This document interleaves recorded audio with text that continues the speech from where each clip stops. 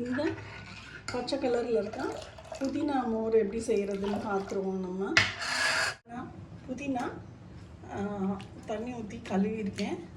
இந்த புதினாவை மிக்சியில் போட்டு ஒரு சுற்றிக்கிடலாம். நம்ம இப்போ இந்த புதினாவில் இதெல்லாம் உப்பு போட்டு அதில் ஒரு டம்ளர் தண்ணி ஊற்றி ஒரு ஃபுல் டம்ளர் இந்தளவு ஊற்றிருக்கேன். ஊற்றி இதை நம்ம அடிச்சுட்டு வந்துடலாம். இந்த மாதிரி நம்ம வடிகட்டி வச்சுருக்கோம். இந்த புதினா நம்ம மிக்சியில் ஒரு சுற்றிருக்கோம். இதை நம்ம இப்படி வடிச்சுக்கிடலாம். இது நம்ம வடித்தாச்சு. இது அவ்வளோதான். இந்த மாதிரி நம்ம புளிஞ்சு எடுத்து வச்சுக்கிடுவோம். இப்போ இதில் நான் ஒரு டம்ளர் தயிர் எடுத்துக்கிறேன்.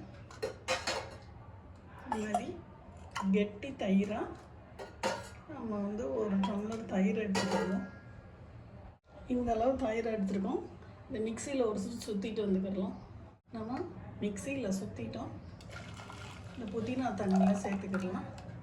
இன்னும் ஒரு டம்ளர் தண்ணி ஊற்றி கழுவி ஊற்றிக்கிடலாம். இந்த டம்ளர் தண்ணியாக நான் மிக்சியில் ஊற்றி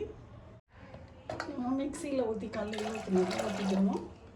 ஒரு டம்ளர் தயிருக்கு ஒரு டம்ளர் புதினா தண்ணி, ஒரு டம்ளர் சாதா தண்ணி ஊற்றி இந்த புதினா மோர் ரெடி பண்ணியிருக்கோம்.